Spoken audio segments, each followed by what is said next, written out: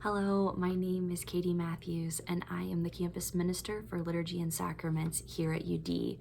Today I'm coming to you from the Chapel of the Immaculate Conception in my office.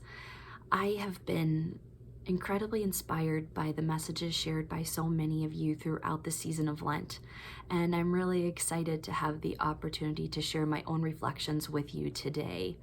Here at UD, my ministry focuses on liturgy, so I'm incredibly excited. Tomorrow afternoon, our Lenten observance will end, and we will enter into the holiest days of the church year, celebrating the Triduum over the next few days. So incredibly excited to be able to celebrate those services with our community beginning tomorrow with Holy Thursday. In my ministry here at UD, I also have the honor of leading the RCIA group.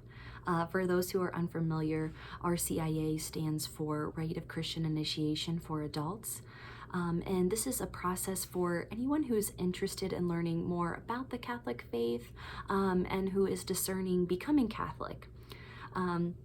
So this year we have 5 students who will be receiving the sacraments of initiation this Saturday at the Easter Vigil.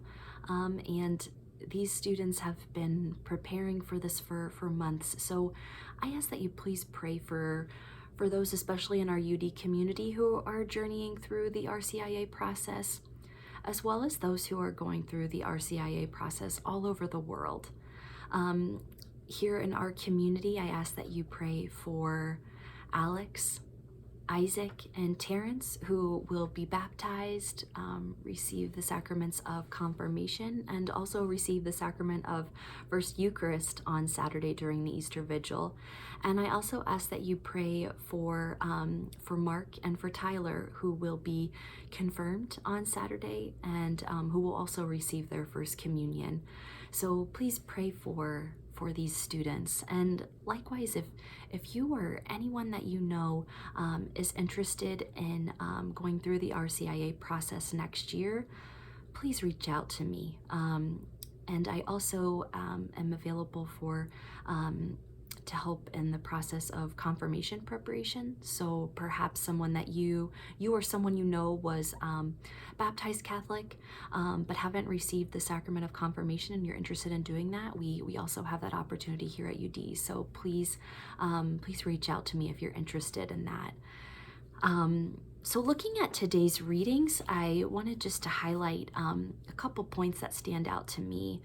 Reflecting on today's gospel reading, so we're struck by Judas's actions.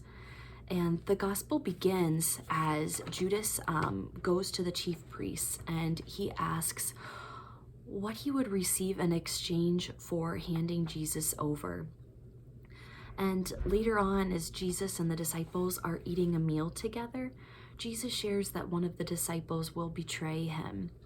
And Judas questions him, saying, "Surely it will not be I, Lord." But ultimately, we know how this story ends. We know that motivated by greed, Judas will betray Jesus and he will be handed over, and ultimately Jesus will be put to death. I believe that human beings can act in one of 2 ways. I think that we can act out of love and we can act out of fear. Judas's betrayal of Jesus is an example of acting out of fear.